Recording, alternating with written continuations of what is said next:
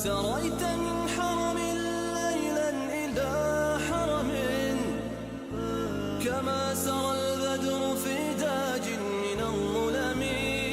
A'udzubillahi minasyaitonirrajim. Bismillahirrahmanirrahim. Assalamualaikum warahmatullahi wabarakatuh. Apa khabar tuan-tuan dan puan-puan di luar sana? Dan hari ini adalah buat kesekian kalinya giliran saya untuk bersama dalam kuliah kapsul Ramadan yang dianjurkan oleh Persatuan Ulama Malaysia dan sempena dengan PKP Ramadan. Kalau biasanya kita boleh mengikuti kuliah, tadarus ataupun tazkirah di masjid berserta dengan solat jemaah. Tapi kali ini kita kena mula mengamalkan new normal. Oleh kerana itu, ini adalah satu inisiatif lah daripada pihak kami untuk tuan-tuan dan puan-puan di luar sana. Baiklah, hari ini sempena dengan PKP ni, saya ingin berkongsi sedikit tentang tajuk apa dia hari ini, iaitu New Normal Muslimat ketika PKP Ramadan. Sebab apa saya pilih tajuk ni? Kerana ada suatu hari tu seorang wartawan berhubung dengan saya. Apa katanya? Dia kata, Ustazah excited tak dengan kehadiran Ramadan kali ni? Maklumlah, kita kan dah tak boleh berjemaah, beriftar bersama-sama kan macam biasa. Saya kata excited tu tetap sama. Cuma bagaimana kita ni kena bijak menyusun kembali, beradaptasi dan juga fleksibel dengan suasana semasa, tetapi masih lagi dalam konteks untuk meraih, mengejar, mencuri pahala dan meningkatkan ketakwaan sedaya yang boleh. Itu adalah tanggungjawab asal kita sebagai seorang Muslim dan Muslimah. Okey, baiklah. Sebagai keberkatan, saya mulakan dulu dengan hadis Nabi sallallahu alaihi wasallam. Rasulullah sallallahu alaihi wasallam bersabda, "As-salawatul khamsu wal jumu'ah ila al-jumu'ah wa Ramadan ila Ramadan mukaffiratun ma bainahunna idza ijtanabal kaba'ir." Apa katanya? Solat 5 waktu dan juga Jumaat ke Jumaat, Ramadan ke Ramadan. Dan ini semua adalah merupakan penghapus dosa atau kafarah yang ada di antaranya selagi mana dijauhkan atau menjauhi dosa-dosa besar. Apa maksudnya? Rupanya Ramadan ini disediakan oleh Allah Subhanahu Wa Taala untuk menjadi sumber kafarah, penghapus dosa bagi seorang manusia itu sendiri, iaitu manusia Islam, khusus juga wanita, termasuklah wanita lah. Jadi sebab itulah orang sentiasa mengatakan bahawasanya Ramadan ini adalah bulan tarbiyah, juga bulan muhasabah, untuk kita menstrukturkan kembali, menilai kembali setelah kita menjalani kehidupan hampir setahun.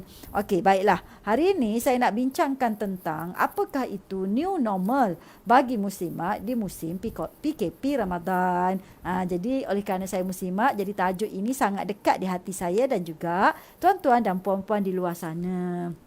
Okey, sebagai permulaan, kita faham apa yang kita dapat sekarang, iaitu berkaitan dengan COVID-19 ni, dia telah memberikan kesan yang besar lah ke dalam kehidupan kita, khususnya wanita. Apakah kesan-kesan utama lah yang dialami oleh wanita pada hari ini? Antaranya, kita dapati pengurusan rumah tangga kita juga telah bertukar kaedah. Kalau biasanya mungkin kita di rumah, kalau yang tidak bekerja kan suri rumah, anak pun keluar pergi sekolah, suami pergi kerja, tapi sekarang everybody stay together kan dalam rumah. Jadi ini sebenarnya sedikit sebanyak dia memberi kesan lah kepada urusan dalam rumah tangga. Kalau seorang pun, kalau tak kahwin contohnya, kita bersama dengan family, roommate kan dan sebagainya, ataupun housemate, itu juga mengganggu lah sebab 24 jam setiap hari kita kena berada bersama-sama dengan ahli rumah ataupun ahli keluarga kita. Jadi di situ dia sedikit sebanyak mengganggu juga rutin harian kita, sebab biasanya kita ada privacy time, tapi sekarang tak ada. Kena ingat privacy time bagi seorang wanita ni penting sebenarnya. Tu. Yang kedua, ada juga wanita yang terpaksa bekerja walaupun di musim PKP ni, iaitu apa dia? Work from home. Dan mungkin ada setengah tu mungkin bukan work from home yang memang sudah biasa dilakukan. Iaitu apa dia? Mungkin dia kalau kalau sebelum ni tak berniaga, dia dah kena mula belajar berniaga online dan sebagainya kerana tekanan ekonomi. Selain daripada itu, kita juga wanita semakin rapat dengan dunia digital. Sekarang shopping pun boleh buat online sebab kita tak boleh lah keluar suka-suka hati. Kalau keluar pun ketua keluarga yang digalakkan keluar. Lepas tu kita ada kuliah-kuliah online, kelas-kelas online. Tak kisahlah kelas apa pun, semua ada online sekarang. Tadi saya jumpa kelas macam mana nak buat PAU segera di rumah. Pun ada juga. Dan yang paling penting sekali ialah kita sekarang terkesan dari sudut ekonomi, yang mana kita tahu banyak juga di antara wanita ni adalah breeder ataupun dialah sebagai tonggak yang menguruskan nafkah keluarga. Contohnya bagi ibu tunggal ataupun ibu tinggal ataupun mungkin suami sakit dan sebagainya. Jadi wanita lah yang menjadi tonggak yang menafkahi keluarga. Jadi apabila kita mendapat COVID-19 ni, memberi kesan lah kepada kestabilan ekonomi dan seterusnya mengganggu jugalah rutin nafkah harian oleh wanita itu sendiri. Jadi oleh kerana kesan-kesan tersebut, maka kita kena mulalah strukturkan balik, muhasabah balik. Walau apa pun berlaku, kita tetaplah kena mengharungi dan cuba meraih sebanyak mungkin takwa. Dan bulan inilah kita ambil peluang betul-betul untuk kita bertawakal, bertahajud kepada Allah Subhanahu Wa Taala, berdoa kepada Allah Subhanahu Wa Taala. Semoga Allah kurniakan keberkatan, kelapangan, makhraja daripada segala kesusahan yang kita hadapi. Okey, baiklah. Macam mana kita nak susun balik new normal kita ni? Okey, saya senang. Saya gunakan pendekatan rutin harian kita. Bagi seorang muslimat ni, kita ada rutin harian.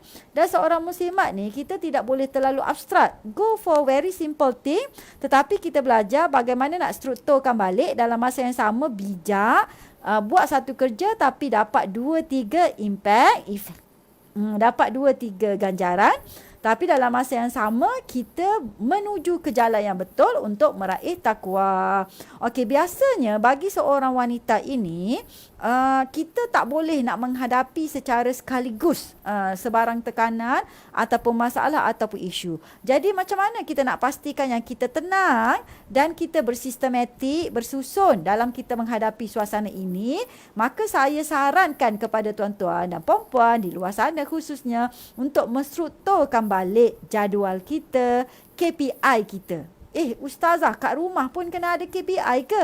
Ya, kalau tak ada KPI, kita akan rasa letih sebab kita rasa macam kita buat rutin tapi tak ada apa-apa. Ataupun kita rasa kita buat rutin tapi tidak ada pencapaian. Jadi kalau kita nak tahu kita ni ada pencapaian ke tidak, maka kena bina KPI. Tapi KPI ni kena ada apa? Sekurang-kurangnya kita kena ada, pertama kita kata dalam bulan Ramadan ni, KPI untuk mendapatkan nilai ibadah yang paling tinggi. So kena buatlah dalam kita punya jadual. Seterusnya yang kedua, bagaimana nak meraih takwa tu? Takwa ni pula ada 3 bentuk yang kita kena masukkan dalam jadual kita, iaitu di peringkat peribadi kita sebagai seorang individu. Macam mana kita nak meraih takwa? Yang kedua, di peringkat keluarga kita. Sebab kok mana pun kita ni, contohnya kalau kita berkejaya hebat macam mana pun, kita tetap adalah seorang suri di rumah. Ar-ra'iyah fi baiti zawjiha, seorang pemimpin dalam rumah tangga suaminya. Kalau pun bukan ada konteks keluarga yang keluarga kecil tu, kita ada keluarga yang lebih besar ataupun housemate macam saya cerita tadi. Jadi kita kena fikirlah macam mana dalam jadual kita ni kena ada elemen meraih takwa di peringkat keluarga. Dan juga jangan lupa bulan Ramadan ni kita kena juga berfikir tentang orang lain. Sebab apa di bulan Ramadan ni kita disunatkan solat berjemaah. Ketika tarawih kan. Banyak-banyak solat sunat. Sebenarnya antara solat sunat yang kena berjemaahnya adalah solat sunat tarawih. Kalau hajat semua tu, itu termasuk dalam perkiraan lain, itu individu kan. Tapi yang ni memang purposely berjemaah. Ini menunjukkan bahawasanya bulan ini kita kena mengambil tahu tentang hal ehwal masyarakat, terutamanya dengan saudara kita sesama Islam. Jadi unsur jadual ke arah meraih takwa di peringkat masyarakat dan usaha kita tu kena ada. Seterusnya KPI kerja, work from home kan. Jadi kita kena bijak menyusun masa, menyusun anak-anak, menyusun keluarga supaya kita ni tidak tension tau. Kena bekerja lagi daripada rumah, urus rumah tangga lagi dan seterusnya. Kena ada juga jadual pengurusan rumah tangga. Nak kemas baju masa mana, nak mop lantai masa mana. Kalau kita tak berjadual, nanti hari-hari kita akan buat kerja yang sama dan penat. Bila penat, dia boleh mengganggu tenaga harian kita. Sedangkan kita ketika ini sedang berpuasa. Okey, baiklah, seterusnya itu pertama. Yang kedua, marilah kita telusuri secara ringkas rutin harian seorang wanita. Pertama, seorang wanita ni biasanya banyak menyediakan makan sahur. Itu antara kaedah macam mana kita ni nak curi pahala. Sebelum bersahur tu, eloknya kita mulakan dengan tahajud dulu. Kalau tak sempat bertahajud panjang-panjang, berzikir panjang-panjang, mungkin kita tidur pun dah lewat, maka sekurang-kurangnya 2 rakaat, tetapi witir tu jangan tinggal. Sebab kalau tinggal witir rugi, sebab antara tahajud dengan solat-solat sunat yang lain dengan witir tu lebih besar. Kenapa macam tu? Itu nanti kita tengoklah dalam kuliah-kuliah akan datang. Kuliah fiqah lah yang tu Okey, seterusnya bersahur. Bersahur ni penting walaupun kita tak bersahur nasi, tapi kita menyediakan nasi, makanan untuk ahli keluarga kita, itu pahala besar. Dan bila kita memberi makan liwajhillah kerana Allah SWT, dan orang yang puasa tu mendoakan pula kepada kita, pahala tu serupa. Tanpa potong-potong, diskaun dapat kepada kita. Seterusnya kita subuh bersama-sama, digalakkan. Kalau boleh masa ni lah kita train anak-anak ahli keluarga ke housemate ke apa, subuh berjemaah. Lepas subuh ni, biasanya kalau dulu anak-anak semua pergi kerja sibuk. Tapi sekarang semua orang sibuk juga dengan aktiviti masing-masing, tapi semua terperangkap dalam satu rumah. Jadi di sinilah sebenarnya seorang wanita kena bijak membahagikan masa antara kerja rumah, kerja di rumah lah maksudnya, kerja-kerja pentadbiran office, kalau meniaga, kerja-kerja meniaga, menjahit, buat biskut. Seterusnya kena bijak juga mencuri pahala ketika ini. Sekarang kita ada kuliah online, mengaji online, tadarus online, macam-macam online. Sambil kita buat kerja tu, bolehlah pasang perkara-perkara ini, maka bolehlah kita meraih pahala. Okey, seterusnya, habislah masa kita bekerja, biasanya ketika zuhur, ini peluang untuk kita berjemaah bersama-sama juga. Dan biasanya saya lepas zuhur ni, suami dia memang akan amalkanlah maksurat ke, solat hajat ke bersama dengan ahli keluarga, tazkirah ke dan sebagainya. Ustazah, tapi saya bukan ustaz, macam mana nak tazkirah? Suami saya orang biasa-biasa je. Tak payah, tak susah pun. Pergi ambil mana-mana buku yang simple, baca bersama dengan ahli keluarga. Itu sebenarnya salah satu kaedah membentuk qawam seorang suami di depan mata anak-anak dan juga isteri. Kemudiannya saya sarankan lepas zuhur tu bolehlah kita fokus kepada kerja-kerja peribadi kita. Sebab kita kena ada private time. Kan? Sebab kita dah settle kan urusan bawah-bawah pagi tu. Jadi kalau yang mungkin tak sambung kerja daripada office, maka selepas zuhur tu bolehlah kita menguruskan kerja-kerja peribadi. Apa kerja-kerja peribadi? Seperti tadarus, membaca buku, apa-apa aktiviti yang berkaitan dengan peribadi, seperti kita nak kemaskini maklumat kita ke apa ke dan sebagainya, nak tengok kuliah ke apa, nak belajar ke. Ketika inilah kita relax-relax, dan kalau perlu rehatlah sekejap. Okey, seterusnya, tapi yang elok sebenarnya qailullah, tapi kadang orang perempuan ni kita nak qailullah tak sempat sebab kita duk kemas rumah. Okey, seterusnya bila masuk waktu asar tu pastikan berjemaah balik, dan biasanya lepas asar ni lah kita akan sibuk di dapur kan. Jadi saya sarankan ketika inilah para wanita semua ambil peluang untuk mendidik anak-anak dan ahli keluarga, termasuk suami, berkhidmat untuk keluarga. Sebab untuk membentuk keluarga mawaddah rahmah ni dan sakinah ni, dia kena usaha bersama, bukan usaha seorang-seorang. Tapi kalau kita tidak memberi peluang, kita tidak rangsang, kita tidak semai, macam mana nak terlahir ahli keluarga yang bertanggungjawab terhadap kebahagiaan rumah tangga? Maka ketika ini libatkanlah anak-anak, melatih mereka. Kalau yang kecil tu mungkin boleh tolong potong-potong, sapu-sapu kan, basuh pinggan dan sebagainya. sebagainya. Tolong mana yang patut di dapur. Tapi biasanya kalau tak nak bergaduh, saya buat jadual. Kalau tak memang bergaduh. Itu standard lah anak-anak kan. Setengah ibu dia tak nak orang kacau dia dekat dapur. Saya faham. Tak nak orang kacau kat dapur, nak privacy. Tetapi sampai bila? Kita tidak selama-lamanya muda. Satu ketika kita akan tua. Jadi kita nak tinggalkan pelapis yang bagus. Kan? Okey, di sinilah sebenarnya kita kena ubah new normal kita. Kalau dulu kita boleh beli di bazar lah. Jadi sekali ni saya nasihatkanlah. Kalau nak beli di bazar online pun atau nak bantu kawan-kawan, belilah yang patut sahaja ikut perut kita, keperluan. Bukan ikut nafsu perut, keperluan. Kesihatan macam mana, kalori macam mana, anak-anak tak nak obes dan sebagainya. Sebab kalau ikutlah kepada kajian pasca COVID ni, kita bimbang akan bertambah kes obesity di kalangan rakyat. Oleh itu, perempuan kena ambil langkah berjaga-jaga untuk pasca COVID. Dahlah kita ada isu ekonomi, maka kena belajarlah masak sendiri di rumah. Kuih-kuih simple pun tak apa. Saya pun dah start belajar sendiri. Mutabak pun saya buat sendiri kat rumah sekarang. Nasib baik akok saya tak buat lagi. Tapi amalan biasanya saya memang make sure lah kalori, kandungan tu mesti seimbang. Sayur ke, buah ke, apa ke. Dan pandai-pandailah kita manfaatkan dengan pendapatan yang mungkin suami ada tu tak banyak sekarang. Ataupun kita pun kurang pendapatan sekarang. Tapi kita pelbagaikan masakan dalam suasana yang terhad. Supaya anak-anak dan kita dapat juga menikmati juadah yang mudah, simple, murah tapi berkat. Dan Ustazah, boleh tak kita nak share dengan kawan-kawan kita benda-benda yang kita masak? Saya pun suka share.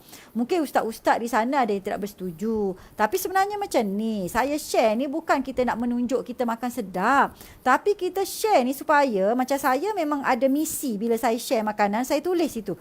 Kempen saya, sebab saya nak bersama-sama dengan kerajaan, dengan rakyat Marhain untuk kita kempen bersederhana pasca COVID ni. Dan juga kita nak meraih berkat di bulan Ramadan. Maka saya buat kempen makan di rumah, masak sendiri tetapi dengan harga yang murah, tapi berkat, tapi bijak menyusun menu. Banyak tapi kan? Tapi itulah sebenarnya peranan seorang suri dalam rumah tangga yang bijak. Okey, selain daripada itu, kalau kita tengok, kemudiannya masuklah kepada berbuka puasa. Sebelum buka puasa tu, apa kata kita sarankan ahli keluarga kita mungkin adakan zikir. Ketika itulah kita berbual-bual. Sebab anak-anak, kalau saya anak kecil letih, ketika tu masih dah lembik. Berapa minit lagi ibu? Berapa minit lagi ibu? Masa tu kita berbual-bual lah dengan anak-anak, bergurau senda dan sebagainya. Sebab kadang-kadang tak ada masa nak bergurau senda. Lepas tu boleh juga sama macam dekat surau atau masjid, kita solat, kita makan. Macam saya solat, makan sikit dulu, lepas tu solat. Lepas tu makan balik. Lepas tu barulah kita tarawih ramai-ramai. Kan, kalau suami tak ada, bolehlah kita mengimamkan anak yang kecil. Kalau misalnya anak kita dah besar, bolehlah latih anak jadi imam. Tapi tak tahu baca tak apa, letak Quran kat depan. Okey, selesai tu barulah kita buat aktiviti bersama dengan keluarga. Itu rutin new normal. Everybody dalam rumah 24 jam. Tapi kita kena ingat, bila kita duduk 24 jam hari-hari ni, dia jadi muak juga tahu. Kadang-kadang nak marah rasa, tension sebab nampak muka sama je. Dahlah rumah kita tak besar mana. Dia boleh memberi kesan psikologi. Jadi seorang ibu kena bijak mencipta ruang dalam rumah tangga. Kalau nampak suasana tu sama, apa kata letakkan satu hari kita ubahlah susunan perabot dalam rumah.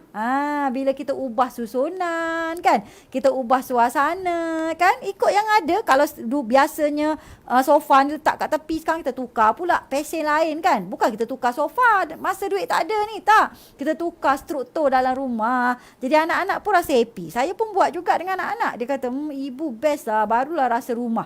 Saya pun terkejut. Sebelum ni bukan rumah ke? Bukan. Maksud anak ni, dia rasa macam dia nak suasana tu berubah sikit. Mungkin touch-up sikit dengan benda-benda yang murah, simple kan. Tetapi kita memberikan suasana perubahan supaya tekanan emosi dan psikologi itu tidak tinggi dalam rumah tangga. Okey, seterusnya, apakah amalan lain yang boleh meraih takwa selain daripada rutin harian?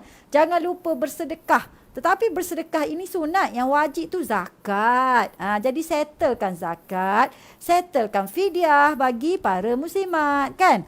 Jangan lupa bersedekah. Sedekah sekarang mudah. Sedekah pada jiran, sedekah secara online. Kalau tak ada kewangan ustazah, tak apa, beli pisang yang murah ataupun apa-apa, ubi ke apa, buatlah jemput-jemput. Kalau orang Kelantan kata cekodok, bagilah dekat jiran-jiran sebab kita mungkin tidak berkemampuan untuk bagi benda yang mahal-mahal ataupun tak berkemampuan nak share duit. Tapi sekurang-kurangnya lah kalau kita pun terdesak pada musim PKP ni, apa kata dengan data yang ada, kita kan setengah daripada kita dapat 1 gig percuma pagi sampai petang. Gunalah untuk buat kempen-kempen yang positif dan bagus kepada orang di luar sana supaya suasana rakyat ni di luar sama ada daripada bawah ke atas, emosinya, kesejahteraan agamanya, kesejahteraan keluarga ni menjadi lebih bagus hasil daripada kita ni berdakwah, buat video, mungkin kita buat review, kita mungkin share lagu ke nasyid ke dan sebagainya ikut kemahiran masing-masing secara online. Sekurang-kurangnya kalau tak ada audience, kawan-kawan kita tengok pun tak apa, betul tak? Okey. Seterusnya, kita boleh usahakan juga sedekah secara berkumpulan. Terutamanya masa sekarang, kita kena intai, tanya-tanya jiran sebelah, jiran di kampung, mak ayah di kampung, apa khabar kan? Kena tanya. Jadi kerana apa? Sedekah berkumpulan ni pun bagus sebab apabila kita gembelengkan secara bersama-sama, kita dapat banyak manfaat. Kena bijak curi pahala kan saya kata tadi dalam new normal ni. Dahlah kita amalkan bersedekah pada Ramadan. Berapa kali ganda dah situ pahala tu. Lepas tu yang kedua, kita bersama-sama pula mengusahakan sesuatu secara berkumpulan. Dapat pula pahala berjemaah, berkawan, berukhuwah, amal ma'ruf nahi munkar. Wah, sangat banyak pahala kita dapat kan. Okey, seterusnya jangan lupa juga ketika bulan Ramadan tinggalkan perkara-perkara yang boleh menjejaskan. Kalau wanita ni terutamanya apa dia? Kaki, mulut, tangan. Ini memang ada hadis pun. Bulan puasa kan kena kunci semua benda ni. Terutamanya kita netizen sekarang. Sebab netizen ni dia tidak bertangan. Netizen ni dia tidak bermata secara nampak. Mudah je taik apa-apa. Sebab tak nampak orang kan ikut suka hati nak kata. Tapi kena ingat kita ni di bulan Ramadan. Ustazah, kalau nak ngumpat lepas Ramadan ke nak kutuk, nak kecam. Bulan selain daripada Ramadan pun tak boleh. Tetapi bulan Ramadan kan bulan tarbiyah, bulan pelatihan, bulan muhasabah. Jadi kita muhasabah lah, kita didik, kita train supaya selepas Ramadan ni kita menjadi orang baru. Kalau tadi new normal, kita new person with new spirit untuk menjadi pejuang Allah di atas muka bumi ini. Wah, bersemangat ustazah kan? Memanglah kuliah ni kena bersemangat. Online lah katakan. Okey, seterusnya saya nak share di sini. Contohlah pada hari ni. Bila kita ni jadi netizen, kenalah jadi netizen yang bagus. Tolong dapatkan maklumat yang betul daripada sumber yang betul. Jangan kita share fake news, apatah lagi hadis-hadis palsu, fadilat-fadilat palsu. Janganlah kita sesekali menyumbang kepada perkara yang tak bagus. Ataupun kita menilai isu berdasarkan pandangan netizen, tak boleh. Contohlah, yang ni saya minta maaf banyak-banyak kalau ada yang tak setuju dengan saya. Contohnya isu Rohingya sekarang. Saya terkejut juga dengan netizen di luar sana yang mengecam Rohingya ni macam ibarat Rohingya ni bukan manusia. Satu, yang kedua, yang patut diberi peluang dakwah. Yang kedua, Rohingya ni bukan saudara se-Islam. Halau balik, keluar. Mereka ni tak betul. Perangai tak betul. Saya kata gini, kita kena ada line garis yang jelas antara isu kewarganegaraan, isu keselamatan negara, isu kesejahteraan masyarakat dan isu saudara se-Islam. Okey, kita tengok satu persatu.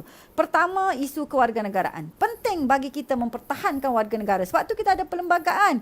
Nak jadi warga negara ni bukan mudah. Dia kena ada proses dia. Dan benda tu ada peruntukan dalam perlembagaan. Jadi, kalaulah ada pelecehan berkaitan dengan kewarganegaraan, of course kita tak setuju. Mana boleh suka-suka hati bagi warga negara kita kepada orang kan. Tapi kalau isu berkaitan UNHCR ke, ataupun Kad Merah ke, ataupun kita ada sekarang stateless. Kesian kan? Tak tahu negara mara terumah ambing, nak pergi mana pun tak tahu sebab dia stateless pun ada juga. Tapi kita tidak berkompromi isu warga negara sebab itu adalah hak mutlak rakyat Malaysia yang memang bermastautin daripada dulu lagi secara turun-temurun. Yang kedua, isu keselamatan. Kita kena jaga macam sekarang musim PKP. Sebab tu sempadan memang kita jaga betul-betul. Nak masuk apa-apa daripada luar memang kita jaga. Contohnya macam mana Ustazah? Kalau ada orang masuk beramai-ramai ke kawasan kita, kita kena jaga. Sebab tu orang nak pindah daripada satu negeri ke satu negeri, orang daripada luar Malaysia nak balik ke Malaysia pun kita jaga-jaga dan kuarantin. Sebab kita nak pastikan dia ikut hadis Nabi kan. Jangan kita commute daripada tempat wabak keluar ataupun daripada luar masuk ke tempat wabak. Itu ikut hadis. Jadi maknanya kita kena jaga-jaga dan tidak boleh kompromi isu keselamatan. Tapi Ustazah, kalau macam kes pelarian tu macam mana? Sebab tu ada ustaz dia sarankan. Apa kata kalau misalnya ni kita boleh bagilah makanan, bagi apa-apa bantuan, tetapi kita kena maklumkan betul-betul bahawasanya dalam konteks sekarang keselamatan negara tu diutamakan. Tu antaralah saranan ustaz yang saya bacalah di alamaya dan juga pandangan-pandangan yang saya rasa amat berguna jugalah. Yang ketiganya pula isu kesejahteraan masyarakat. Macam kita ada bila ada imigran, ada parti, ada UNHCR, ini berkaitan dengan enforcement. Kita kena ada plan macam mana nak menguruskan orang-orang luar ni. Macam saya pergi ke Qatar, memang dia ada satu pengurusan yang strict lah berkaitan dengan mereka. Dan orang luar ni memang tak berani lah dan tersusun ikut plan kerajaan dari segi kebersihan dan sebagainya kan. Dari segi amalan. Jadi mereka kalau nak survive di negara tersebut, dia kena ikut kaedah negara tu. Ini mungkin bukan peranan kita lah. Kita sebagai ahli masyarakat boleh juga berperanan dari segi mendidik orang-orang luar ini, tetapi peranan utama terletak kepada pihak pentadbir. Seterusnya yang keempat, isu saudara se-Islam dan kemanusiaan. Ini yang kita kena ada line juga, kita kena faham. Macam isu Rohingya, macam mana kita nak hantar dia orang ni balik ke tempat dia, nak disembelih? Memang tak boleh lah kan. Macam kita lah, kalau tiba-tiba kita pun jadi pelarian kan macam mana. Tetapi saya bukan kisahkan yang dewasa, tapi saya yang paling saya duk fikir sekarang adalah kebajikan anak-anak Rohingya tu yang umur 12 tahun ke bawah, yang 13, 14. Mereka ni adalah anak-anak yang tidak bersalah. Mereka pun tak tahu kenapalah mereka ni lahir-lahir je dekat Malaysia. Dah lah tak ada warga negara kan. Setengah tu dapat kad pelarian atau tidak dapat pun tak tahu. Nak sekolah tak dapat. Sebab tu saya kagumlah dengan usaha beberapa orang yang membuka sekolah-sekolah untuk anak-anak pelarian ini di tempat-tempat tertentu dengan tujuan untuk memberikan pendidikan yang terbaik, terutamanya pendidikan agama. Sebab mereka ni ditindas, tak ada pendidikan, tak ada kemudahan, hidup dalam trauma. Bukan trauma biasa-biasa tahu, trauma disembelih. Sekecil umur budak-budak kecil macam anak kita tu dah didera, disembelih, disebat, di macam-macam. Jadi bayangkan tak macam mana suasana dia tu. Jadi orang-orang macam ni lahir pula dekat di Malaysia, stateless, tak tahu nak buat apa, nak berkawan dengan kita pun dia malu. Ini saya sendiri, pengalaman saya lah bila bersama dengan mereka, dia segan nak berkawan dengan anak-anak orang Malaysia sebab dia rasa sangat rendah diri. Sebab dia tak rasa pun, kadang-kadang dia rasa macam saya ni manusia ke tak manusia, macam tu lah. Jadi mereka ni haruslah dilihat dari sudut kebajikan. Sekurang-kurangnya esok-esok lah kalau dia pergi mana-mana ke, keluar daripada Malaysia ke, balik semula ke, mereka ni lah yang boleh memberikan kehidupan dan sirna untuk umat Islam di sana ataupun di mana-mana. Jadi garis-garis ini kita kena faham dengan jelas. Dan ini juga menyumbang kepada keberkatan takwa kita. Baiklah, nampaknya dah 28 minit saya berceloteh, masa pun nak habis. Saya diberi masa hanya 30 minit sahaja. Jadi saya mengharapkan kepada wanita di luar sana, marilah kita bijak mencuri pahala, mencuri waktu, menyusun masa dan bijak juga mengenal tanggungjawab asal kita sebagai seorang wanita muslimah, ibu, isteri, ahli masyarakat, adik-beradik perempuan, anak perempuan. Dan akhirnya bila kita buat perkara-perkara usul ini secara benar mengikut kaedah Allah SWT, Itulah jalan yang benar menuju ketakwaan. Okeylah puan-puan dan tuan-tuan di luar sana. Marilah kita sama-sama menghidupkan Ramadan dalam suasana new normal bagi seorang muslimat di musim PKP Ramadan. Dan marilah juga kita sama-sama menyediakan diri kita, keluarga kita, masyarakat kita untuk menghadapi pasca COVID yang memang confirm akan menjejaskan stability, menjejaskan diri seorang wanita dan ahli keluarga, kanak-kanak dan lain-lain. Marilah kita bersama-sama berdoa untuk kesejahteraan dan juga kestabilan masyarakat, khususnya juga masyarakat di Malaysia. Assalamualaikum warahmatullahi wabarakatuh.